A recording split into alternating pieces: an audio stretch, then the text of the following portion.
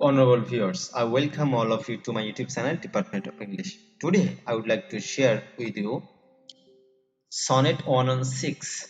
Let me nod to the marriage of two minds written by William Shakespeare. Today I will discuss summary, analysis, historical background. So let's get started.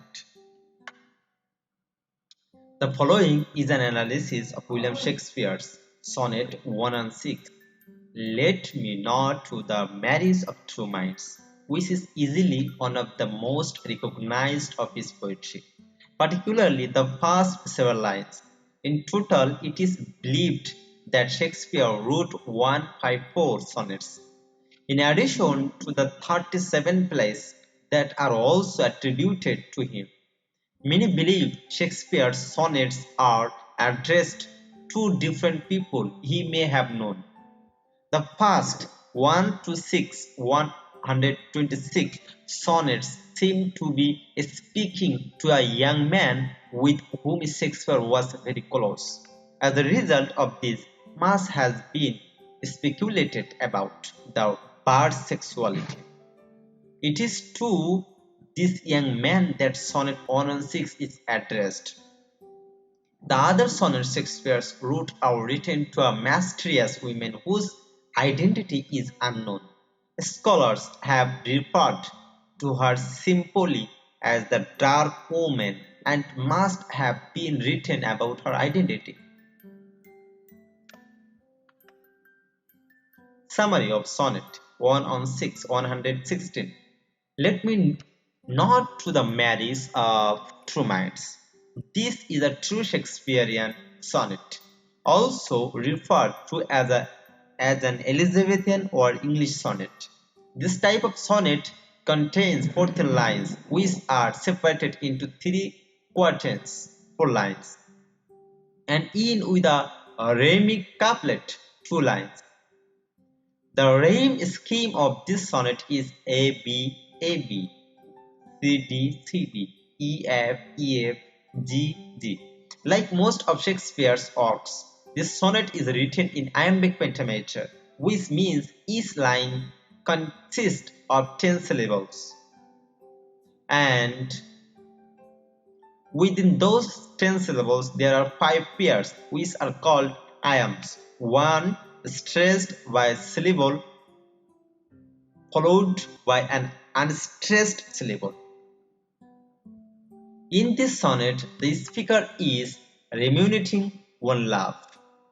He says that love never changes, and if it does, it was not true or real in the first place. He compares love to a star that is always seen and never changing. It is real and permanent, and it is something on which a person can count, even though the people in love may change as time passes, their love will not. The speaker closes by saying if he is wrong about this, no man has ever truly loved before. Analysis of Sonnet 116. Let me nod to the marriage of true minds. While this sonnet is clumped in with the other sonnets that are assumed to be dedicated to an unknown young man in Shakespeare's life, this poem does not seem to directly address anyone. In fact, Sonnet 116 seems to be the Shakespeare's. In this case, perhaps Shakespeare's ruminations on love and what it is. The best way to analyze Shakespeare's sonnets is to examine them line by line, which is what will follow. In the first 2 lines, Shakespeare writes, "Let me nod to the marriage of true minds, admit impediments." These lines are perhaps the most famous in the history of poetry, regardless of whether or not one recognizes them as belonging to Shakespeare. Straight away, Shakespeare uses the metaphor of marriage to compare it to truth. real love. He is saying that there is no reason why two people who truly love should not be together.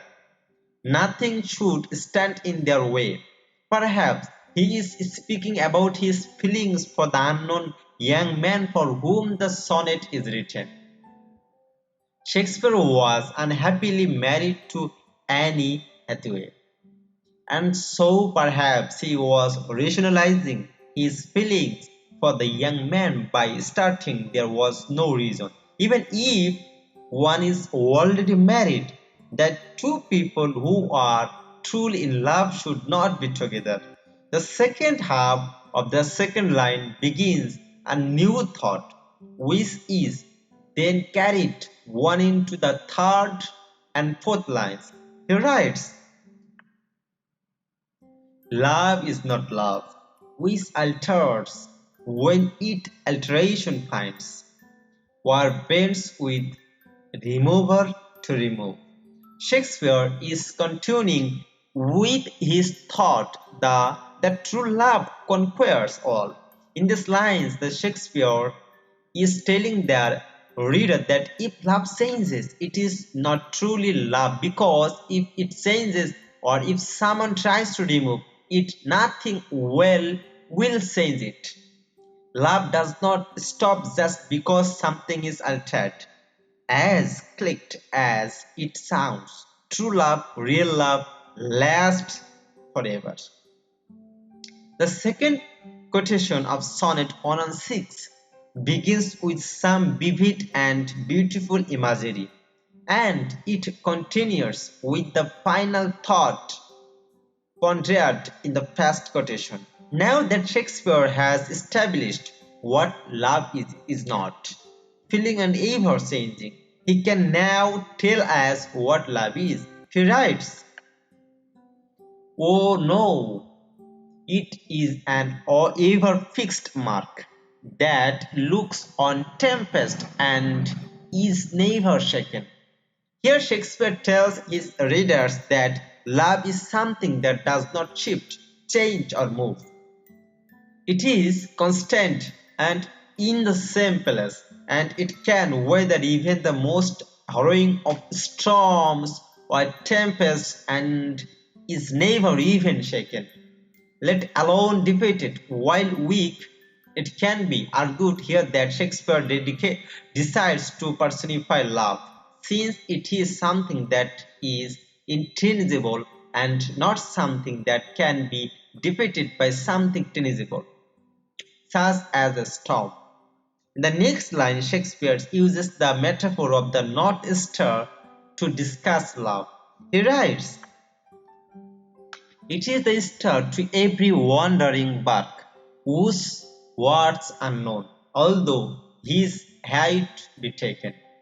To Shakespeare, love is the star that guides every bark or ship on the water, and while it is perilous, it can be measured. These two lines are interesting and worth nothing. Shakespeare concedes that love's earth is not known, but he says it can be measured. How he neglects to tell his reader, but perhaps he is assuming the reader will understand the different ways in which one can measure love through time and actions. With that thought, the second quotation ends. The third quotation parallels the first, and Shakespeare returns to telling his readers what love is not. He writes, love's not times full, though rosy lives and seeks, within his bending sickness compassed calm.